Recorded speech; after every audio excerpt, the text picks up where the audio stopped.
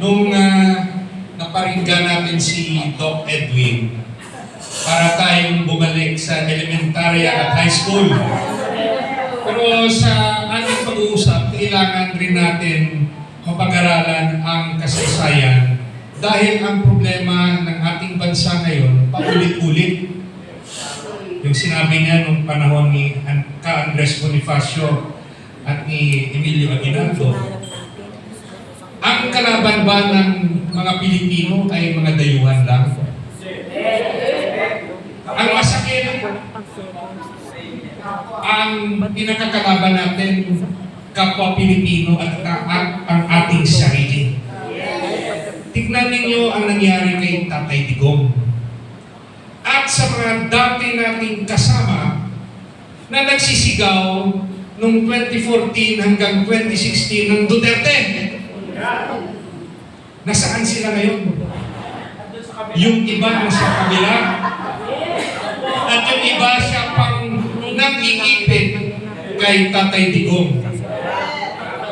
Sa ating narinig, ang kalagayan ng Pilipinas ay sinabi ni Doc Edwin.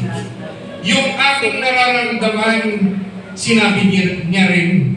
At yung helplessness, at yung iba mas malala, hopelessness, nararamdaman natin. Natrap ako ngayon sa sitwasyon ko. Hindi ako mayaman, isa akong trial lawyer, pero hindi ko mabitaw-bitawan itong politika sa ngayon.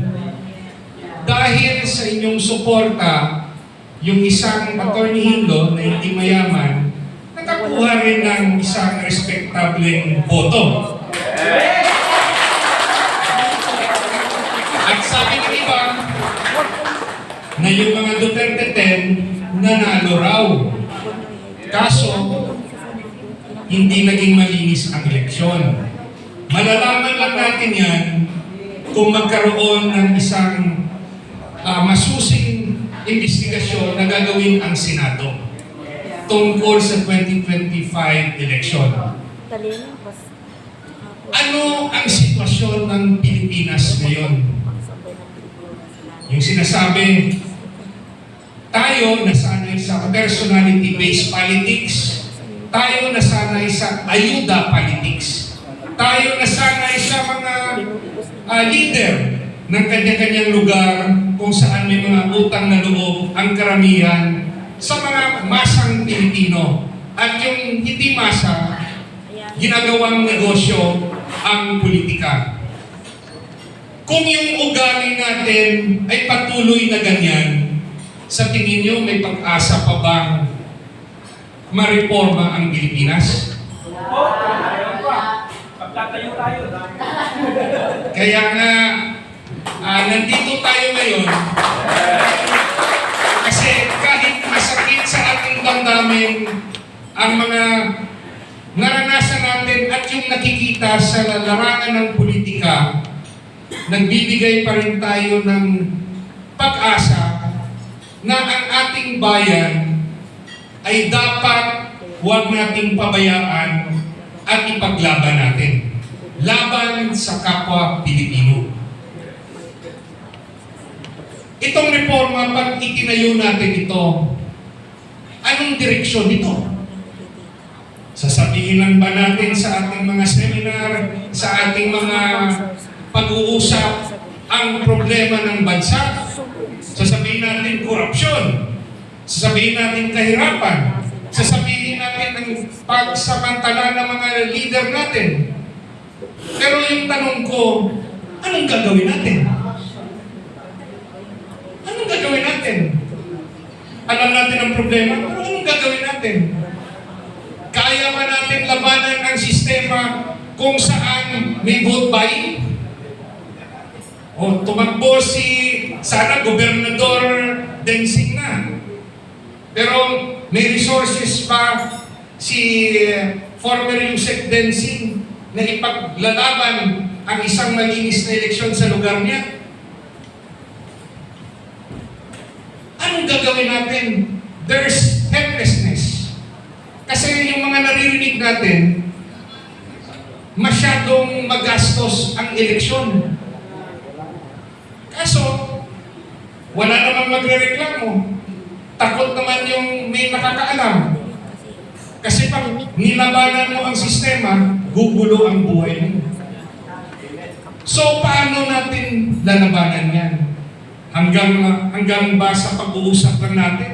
Tatayo tayo ng reforma. Ang dami ng mga kalyado natin sa Duterte na nagtayo rin ng kanilang mga grupo. Nagpapalakas din sila. Pero bakit sa party list, hindi maganda yung ating showing? Nanalo yung Duterte Youth, disqualified. Ang galing si George Garcia! Tama! Ang sa aking tingin, Bilib na bilib siya. kung itanong niyo sa akin, saan o ano ba ang direksyon ng ating grupo? Dapat nakatuon tayo sa 2028 election at kung gusto natin may pag-asa ang ating bansa, ang dapat na susunod na presidente ay presidente ng reforma.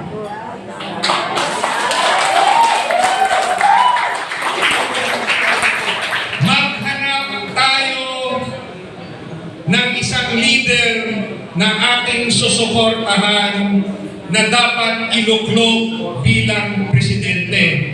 Kasi kahit anong pag-uusap natin, kahit anong kritisismo natin sa sistema ng panggobyerno, kung yung susunod na presidente ay kinain ng sistema at walang programa na makakabago sa ating bansa, hanggang dito lang tayo.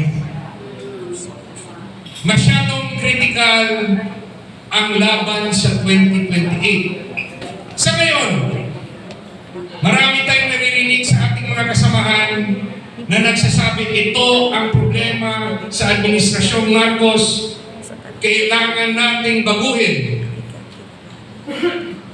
Pero kung hindi natin mailuklog ang ating napiling presidente sa 2028, napakalakas po ng kapangyarihan ng isang presidente.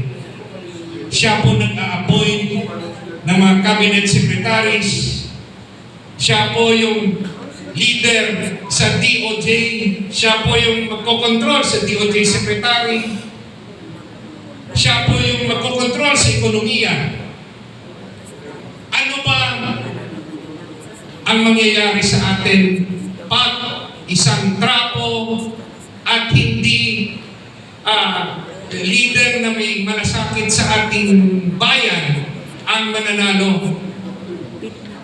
Parang another hopeless Philippines for another 6 years. So from now up to that, that's another 9 years.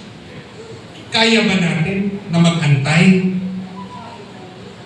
Ang ibig kong sabihin, kahit anong pag-uusap natin dito, tutukan natin, maghanap tayo ng ating susuportahan at maging united tayo kung sino ang iluluklok nating presidente.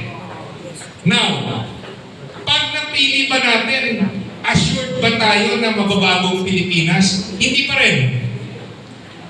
Dahil kahit malakas ang ating presidente o ang ating presidentiable, kung hindi natin marereforma ang COMELEC, ang eleksyon, sa tingin ba natin magiging patas ang laban? O magsususpecha pa rin tayo na ang vote counting machine ay hindi accurate? Yung talaga bang boto natin ay yan ba ang talagang bibilangin ng makina? O dapat nating ilaban at hingin sa COMELEC na dapat manual counting tayo at the precinct level? Para ang representatives natin meron election return. At yung transmission, saka na maging electronic. So it should be a hybrid. Kasi tayo, buboto tayo sa balota. kakainin ng makina, lalabas ang resibo. Yung iba nagrereklamo na hindi pareho yung lumabas sa resibo sa binilang. Yung iba nagrereklamo bakit overvoting, 12 lang naman yung binoto nila. At ganun ba ka-bobo ang mga Pilipino? At magkano, ilan raw yung overvoting? 18 million ba?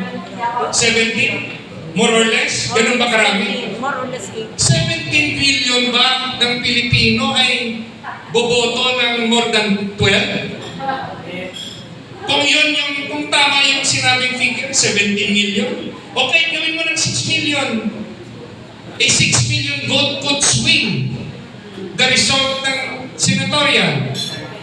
Pag hindi natin maimbestigahan ang 2025 election, kahit popular ang ating presidential, hindi tayo confident na mailuluklok natin sa 2028 election ang gusto nating presidente.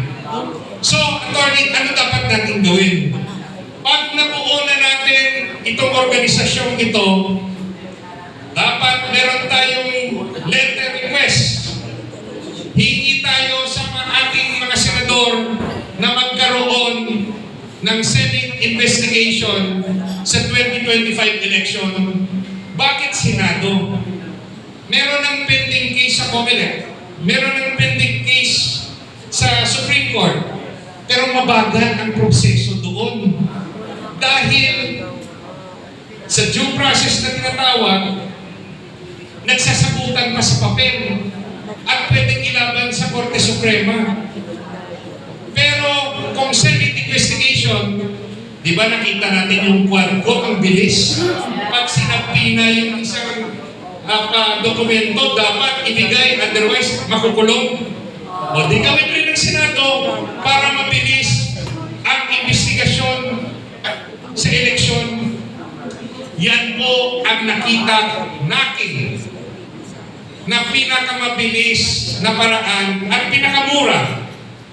Pabuksan yung mga balota ng mga sample areas para makita natin, ang balota ba pareho sa resibo? Pareho ba sa transmitted result? Kung pareho, edi talagang nagkulang tayo sa kampanya. Gaya sa akin, sa personal, nagkulang ako sa pagbisita sa Luzon at Metro Manila. So alam ko, may pagkukulang sa aking kampanya. Kung totoo man na walang daya, edi magpakilala ko ngayon. Pero kung makita natin na iba yung resulta, mahirap po magkampanya kung yung resulta na desisyonan ng makinarya o ng makina. Nahina po yung Lanao del Sur. Kaya, nahina pa. Now, so we have to have a position regarding election, and we appeal to our senators para ma-ensure natin na yung 2020 election patas. Kung matalo tayo, basta patas na laban. At ano rin yung dapat natin gawin para magkaroon tayo ng isang malakas na kandidato bilang presidente? We have to organize. Dapat palakihin ang grupo ng reforma.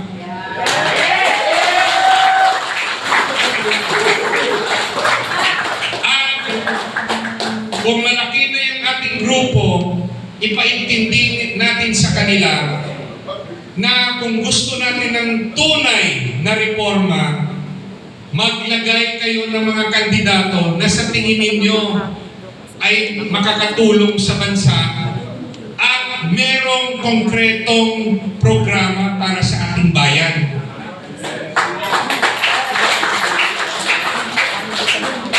Bago ko magtapos sa aking pag-uusap o sa aking sharing, gusto ko lang i-remind sa atin na yung isang rason na bakit rin ako nasaktan na hindi pa ako nanalo ng eleksyon.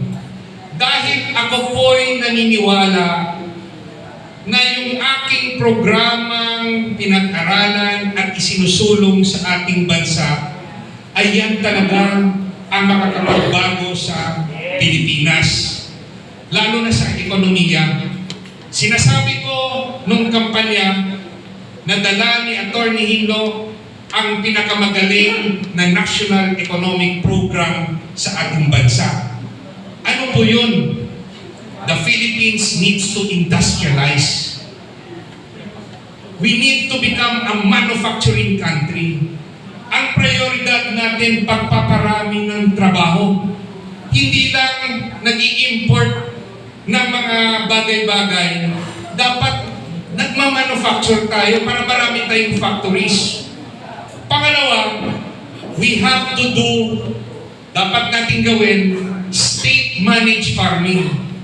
Ano nga yan? Baka nakalimutan na ninyo. Ang mga lupain na pag may may-ari ng gobyerno na nakatiwangwang, dapat lagyan ng gobyerno ng negosyong agrikultura.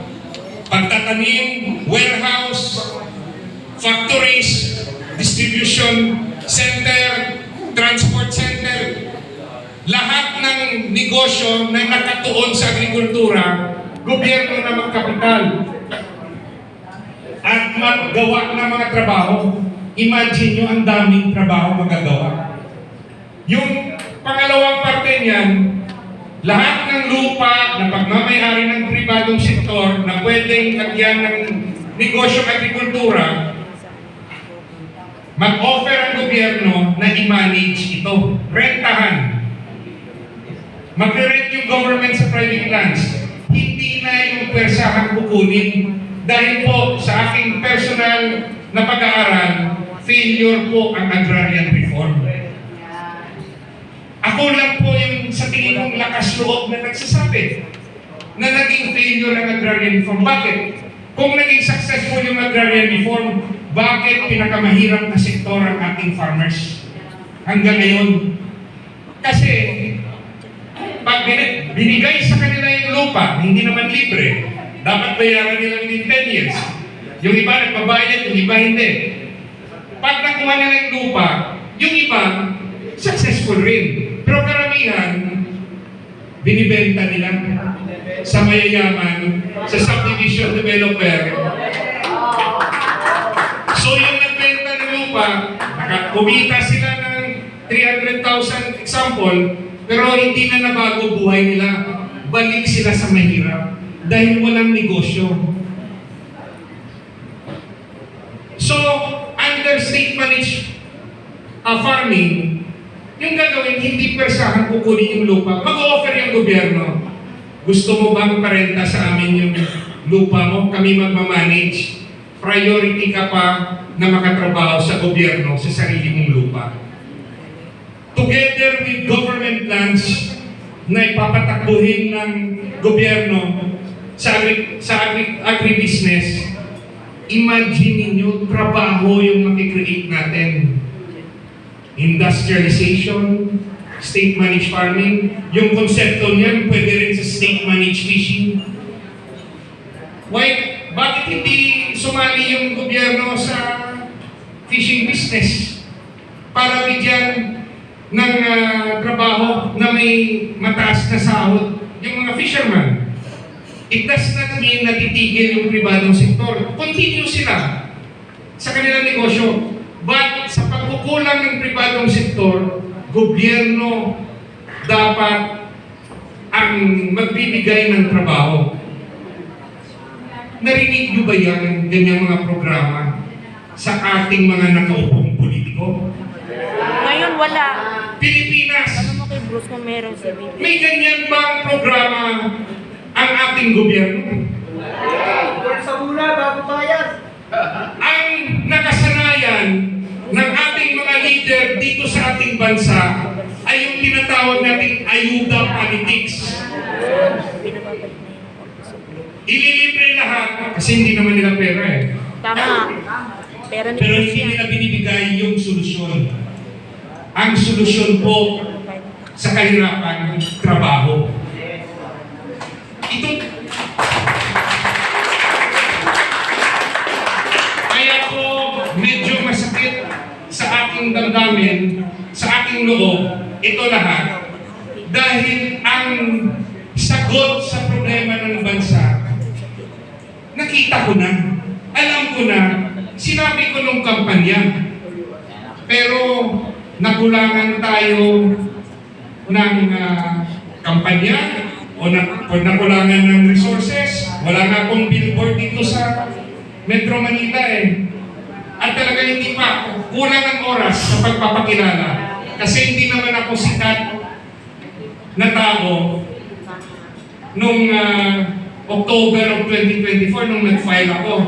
Pero pasalamat pa rin ako sa limited resources natin at sa limited na oras na ilabas ko ang programang aking isinusulong sa inyo.